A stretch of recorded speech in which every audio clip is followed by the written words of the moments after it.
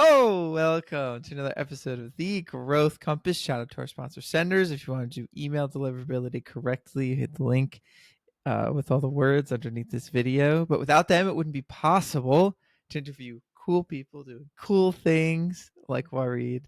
Welcome. Thank you so much, Blake. Fantastic energy bringing this evening. So happy to be here. So happy to be with you in the podcast, and I'm really excited to share useful information for everyone listening.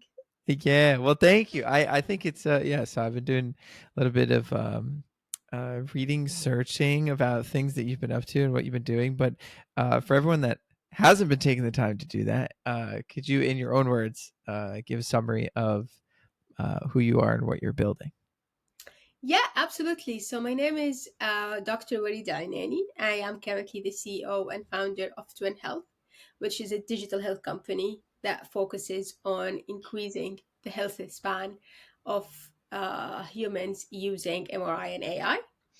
As a person, I'm a scientist to start with. I never thought to start a company or doing business. I thought always I'm going to be in the lab, but then the life drags you on to solve a problem, and that's where the company started.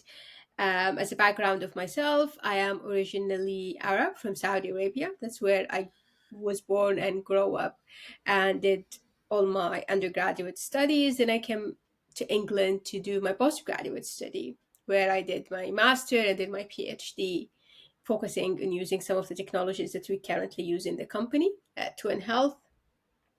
And after that, I did a bit of different work, tried to solve the problems that I'm being passionate about, and that's what ultimately led to us creating Twin Health, which is a company that is now on the commercial steps. So is this the first company that you've founded or started?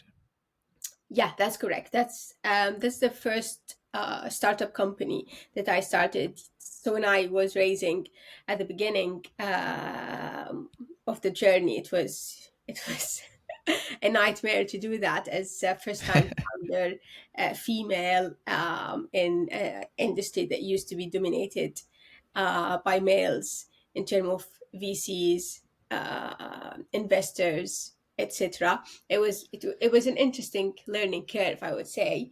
But yeah, that was the first company for me, which is now going for over a few years. Well, congratulations on that.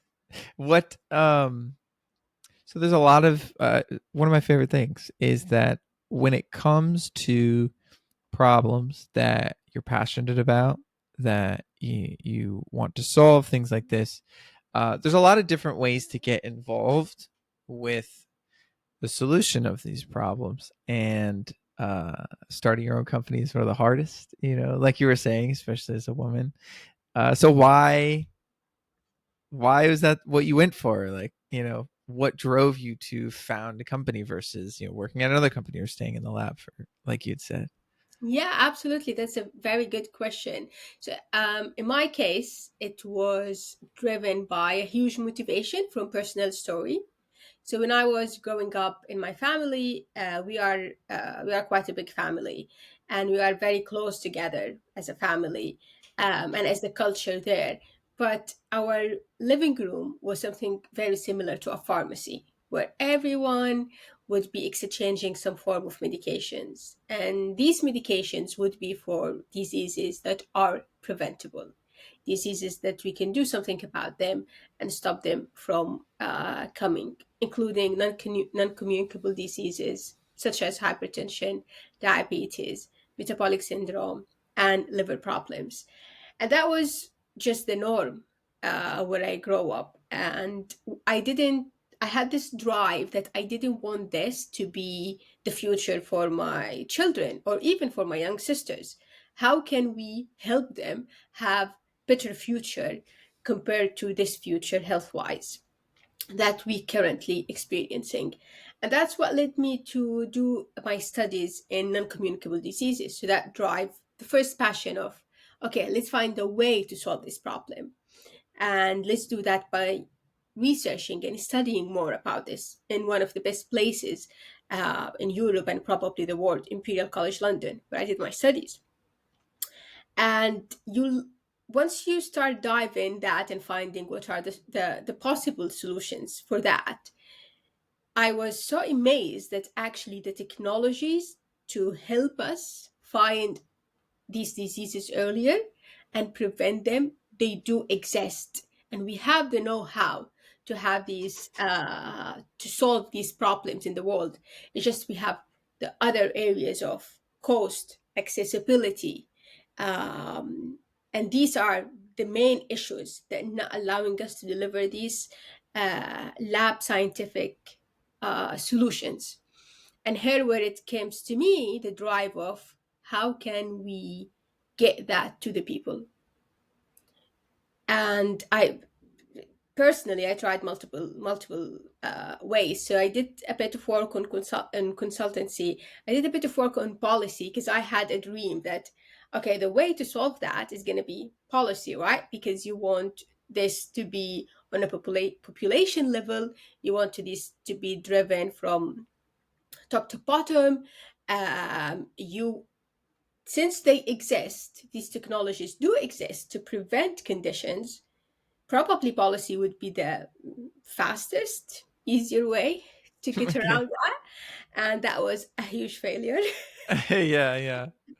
Yeah, but it was good. It was very quick and early, and you get to learn what not to do to pursue a certain motive in your life. And then I was like, okay, what else we can do? And that's what drove us to, okay, let's try to do it ourselves. Let's see if we can um, provide this service for someone in need. And if that proven to be an area where people want to have help with, where we can come in and plug the puzzles all together. And that's how it all started.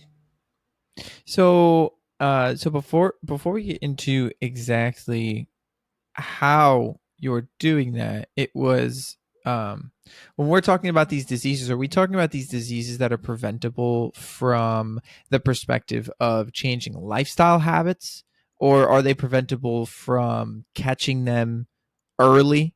If that was the case, or like, what do we mean by, easily preventable diseases? Absolutely. So changing the lifestyle habits going to be always a fundamental pathway. However, if we're changing your lifestyle in a certain ways, how do you know that these changes are effective? And how far are they effective? And how you can maximize the effect of these changes. And the only way to quantify these changes that we all know is going to be hyper personalized to everyone. My genetics makeup is different to your genetic makeups. My microbiome makeup is different to your microbiome makeups. And whatever lifestyle interventions I give you, let's say certain supplements or etc., how it's going to interact with my body and give me certain benefits would be completely different than how it will interact with anyone who's, let's say, same age, same gender, and same ethnicity with me, just because we accumulate different changes that are personalized to us. And here, where it comes to the prevention angle. So, the prevention comes from being able to see these conditions developing prior to the symptoms appearing. Okay. If you can think of your body, there are issues or symptoms that would appear, and that would tell us there is something wrong. And by the time we clinically understand that there is something wrong because there is a symptom, has been already clinically developed. However, there are layers of signals that developed inside the body to get to these problems Mm. earlier before these symptoms appear. And that's where these technologies that we deploy are able to identify and interfere way earlier, where the interventions also are more and more effective. Okay, and also, ooh, this is good. We're getting right to the technology. But quick, just a quick question, a bit out of order, but I did want to ask what your specific research was postgraduate. So whether that's in your master's program or your PhD program, what was your uh, the thesis or senior project, whatever you had done out there? What was that? Yeah, absolutely. So the PhD was an extension of the master. So my Okay. master program was looking at technologies in the imaging space that can be used to understand diseases. And that was across all medical imaging department. So we are talking about magnetic resonance imaging, MRI, which is the one that can able us to uh, look inside your body without the use of radiation. It's frequency, and CT, which is computed tomography, that allows us to look inside your body with radiation. X-rays that takes images of the chest and skull, and ultrasound as well, which is the one that we use with the ultrasound waves to take images of your body. So that was the master across all of them. And then within the masters, you get to meet different supervisors, different Mm. professors. And I was lucky to meet a professor where he specialized in using one of these technologies, in using the MRI to understand early diseases progression of human body. And he was focused on the non-communicable diseases or the Wow. chronic conditions that develop Okay. inside the abdomen. So anything from here up to mid thighs, Okay. basically. Okay, cool. And so that is what your research focused around, was this advisor. You both together had gone in and did more research about, if am I understanding correctly, if I call it proxies? So are you looking for proxies of diseases, or is that not a correct word?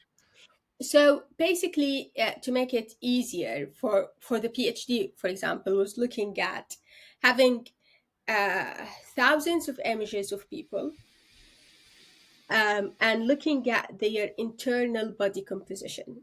So the images that we see, that I saw sitting on the lab, that were imaging representing a slice of human body from the inside, that Hmm. would allows us to precisely see liver, main organs of the body that are behind these non-communicable diseases, such as the liver, pancreas, heart, and we can see the composition of these organs. So, for example, with the liver, we can see with these technologies, we can see the fat deposition, for example, not only around the liver, but inside the liver. How much fat is inside the liver? Where this fat is accumulated? Is it in the good areas or in the bad areas? Because as we all know, fat is good in itself. However, the amount of fat, where it goes in our body, that's where all the problems come. If fat goes to the right places, the places that doesn't make any cardiometabolic issues, any diseases, that's fantastic. But if it goes even for a little amount, if it goes to the areas where it's adverse cardiometabolically, such as inside your liver, inside your pancreas, that's where the problem comes. And there is no way to find out if that fat, the amount of extra fat, is inside your liver or outside your liver Mm. without using precise technologies such as MRI. So it was looking at these organs, looking at their texture, looking at their composition, looking at their patterns, and take these images, compare them to million other images to understand what this pattern of this human means, at which area of the disease's progression this would goes, and what other lifestyle, you mentioned the lifestyle intervention, what other lifestyle elements this could uh, relate to. For example, one of the findings in one of my PhD chapters was that the more time you spend standing, makes you have lower liver fat, so lower fat inside your liver, compared to the time you spend doing 2 times a week, let's say, gym session. So when you are in the train, if you are in the train or in the bus and you keep standing in the train or the bus, that actually makes your liver more prone to have less liver fat deposited there, compared if you just spend your time sitting. And with Wow. this amount of detailed data, we can get to the detailed, hyper personalized things that you might be doing during your day, and tell you exactly how this might impact the inside of your organs and Yeah. the inside of your body. Well, yeah, thank you so much for that context. And so that was the research that had happened. You guys got really detailed on the studying the images and making relationships between fat deposition in particular areas that you could gather from the images.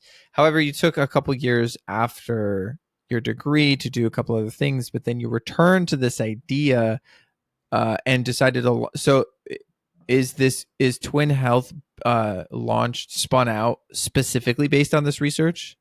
Yes, so spin out based Cool. on this research, to be able to, okay, we understood stuff about fat, we understood stuff.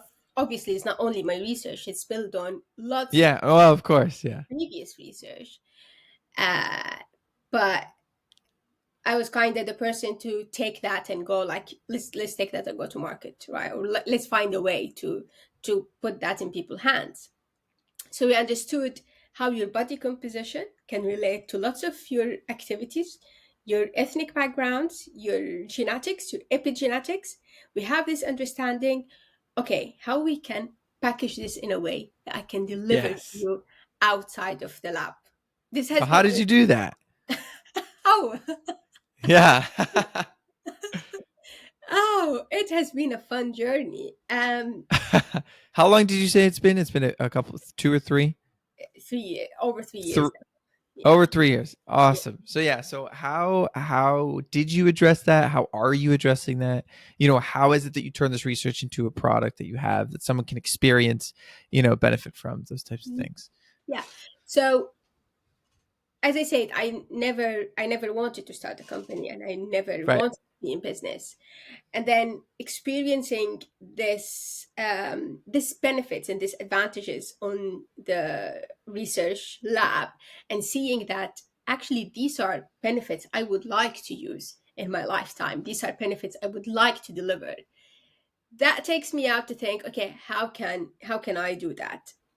And this led to a lot of work with the university, actually. So at the university, there was an enterprise lab where you can spend time um, looking at the things you could develop outside of the university. How can you build a certain business idea?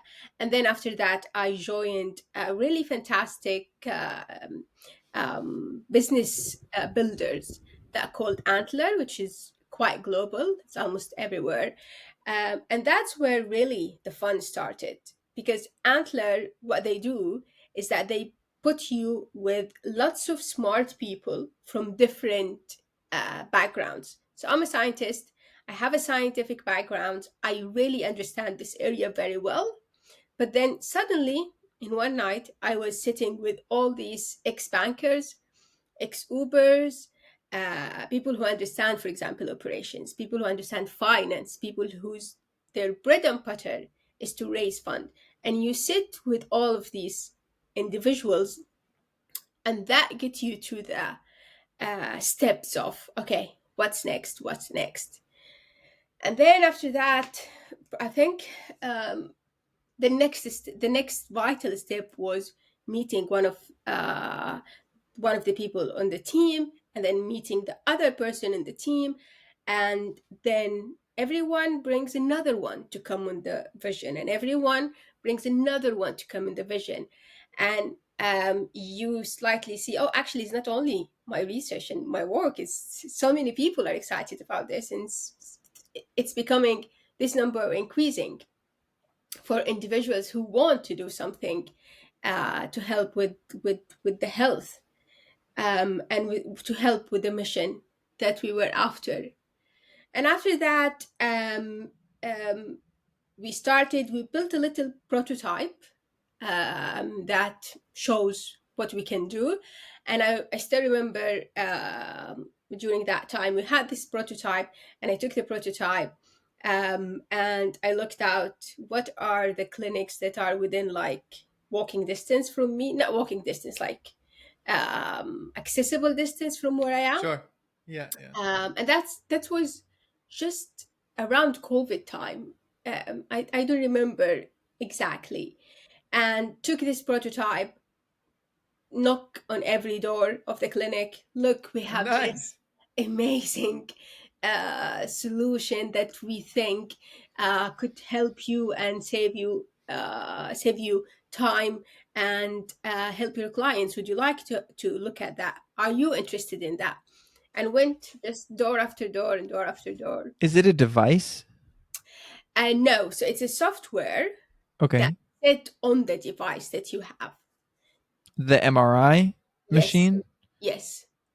Okay, so it's a device that helps um s- uh process images from the MRI to get more accurate readings, or like readings about specifically fat deposition, or potential disease outlooks, or what does your uh software do?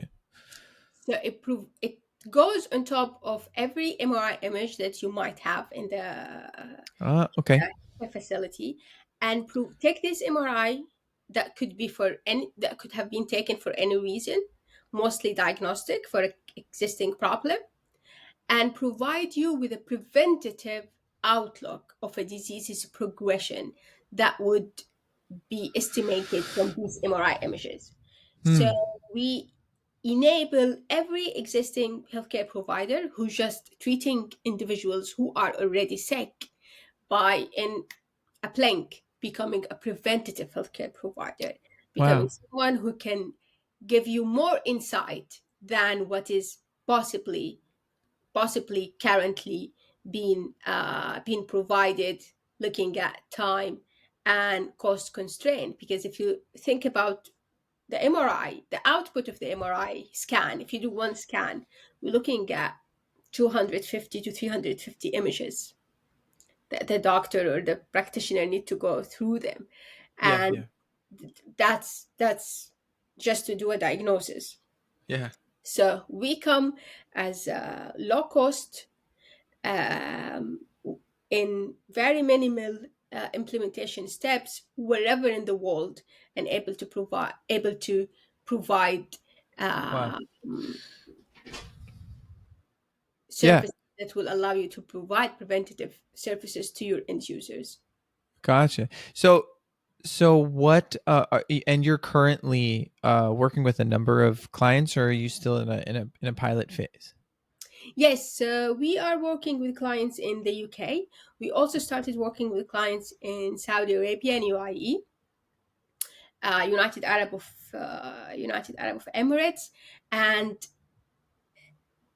we just blown away with the results of with the initial results and feedback of how this is um, making it easier for the clients, the partners, to be able to provide more efficient and, more importantly, more 21st century healthcare. Because healthcare shouldn't be about people who are sick and being treated. Healthcare should be about keeping you away from the hospital as much as we can. That's Um, right. Absolutely. let's get Twin Health. So if your early strategy for growing was going around and knocking on doors, a which is beautiful. How has that developed? What has changed? How are you going about is at this stage of the company, is business growth the priority, or is it servicing your current clients? And to whatever extent it is a priority, how are you going about growth, if you're doing it now internationally? Yeah, absolutely. That's a great question. Um, Obviously, when we started, I think one of my early mentors was saying that's like cold walking, cold knocking. Cold. Yeah, yeah, It's like that was cold knocking for us. yeah, yeah, yeah. Um, at that time, because when you are in the startup journey, there are different stages with different goals, Mhm. and every goal you check then put you in the projection of the next goal. The needs and the objectives for each stage and each goal are completely different.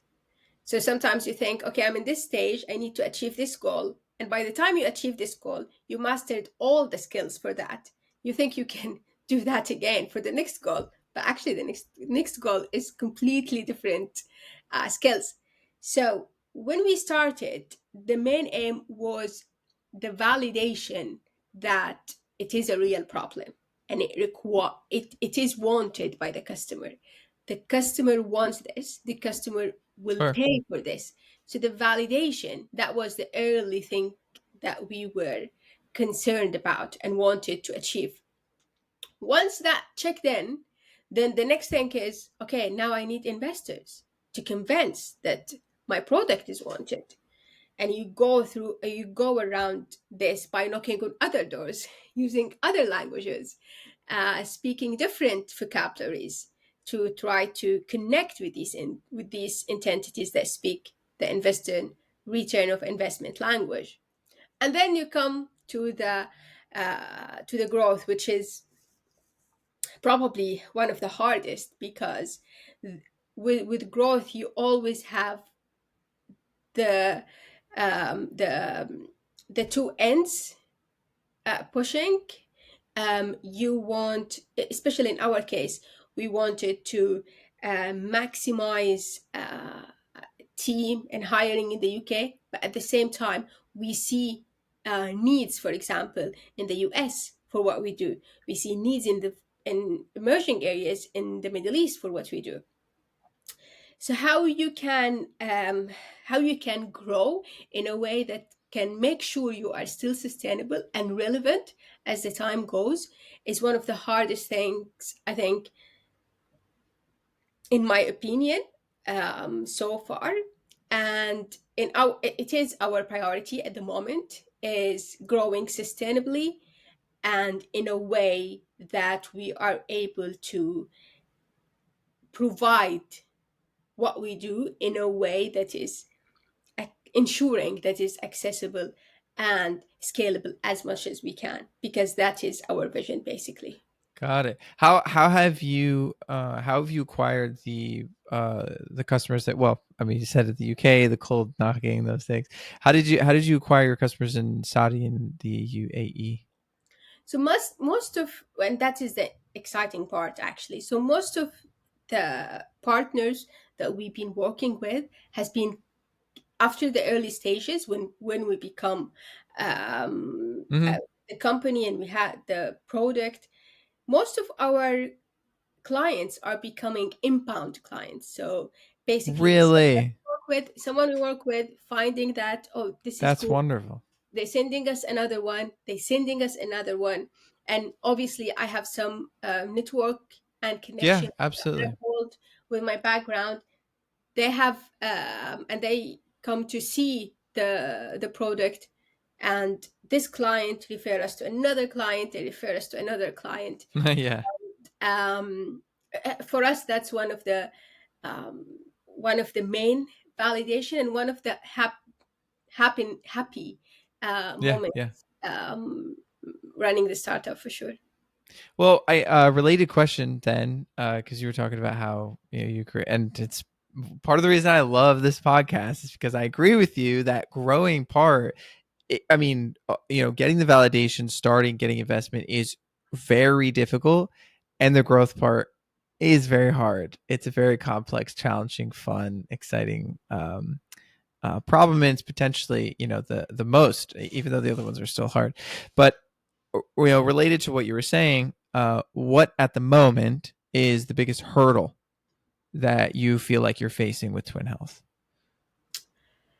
That's a very good question. So at the moment, the first hurdle that we are facing is that we would we have the urge that we want to be everywhere. Basically, we would like to serve everyone that give us a line, everyone that talk to Sure, us. sure. And with at the same time, we still within precise size, right?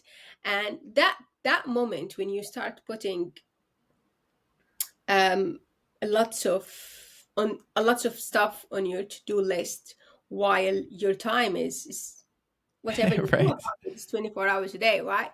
Yeah. That's where it's kind of start to burst somehow. And as a CEO, your job is to maintain this balance, to maintain this stability, and be able to provide the guidance that will put everyone in their own path and trajectory in your team, that they know they are going to succeed. There is no point of overflowing the cup. And I think one of the main hurdles for us at the moment is to be able um, to recognize the difference, and be able to focus on the main compass that we want, which is we are going to do that as sustainable as we can. We are going to do that as organically as we can to a certain extent.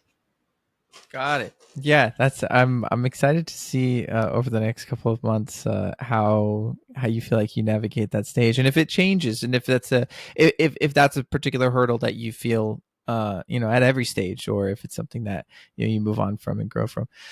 Um, one of my another one of my favorite questions, which I'm very excited to hear, and you spoke a little bit about it, but building this company, um, dealing with all these challenges is a lot of work, and I'm curious what inspires you.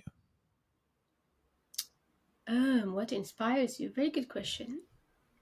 I think in our case, in my case, I am lucky that the vision we aspire to deliver every day at Twin Health is humanity-wide vision. And I always think that we are in the business of bringing memories back to people. So I personally lost my father to a cancer that was diagnosed very late in the journey. And if that would have been diagnosed earlier, probably a few months earlier, he would have a couple of few more years, more graduations, more weddings, more engagement, etc. And the inspiration inside me is that if we can give individuals more time to have more memories with their loved ones, that is just something easily keep me up at night, something easily can always charge myself. And that's what also is translated to the mission that we do. We want to be able to give people the time to make more memories, where they are healthy, where they are living to their maximum potential of life, that we know as human this exists. We're just not able to deliver that in accessible and sustainable and inclusive way. Wow, that is a beautiful answer. Thank you so much. I'm inspired. That's good. So thank you, and you said say keeps you up at night. I mean, it's it looks dark out there, so I'm sure it's nighttime at some point. So I appreciate you staying up. Giving your time, like you said. Time as a CEO, as a founder, is very valuable. So I appreciate you coming to share a lot of your perspectives. On this episode, because it's really awesome. I'm excited to, like I said, keep in touch, see how you grow, how you guys evolve. I know you'll be successful. I mean, you have obviously very bright, a lot of energy, a lot of drive, and that's really awesome. If anyone else was inspired to keep in touch or follow your journey, what's the best way to do that? Best way always is to find me on LinkedIn. It's my full name. So it's Wareed Alenaini, or they can contact me directly to my email address, which is Alenaini, my last name, at twin.health.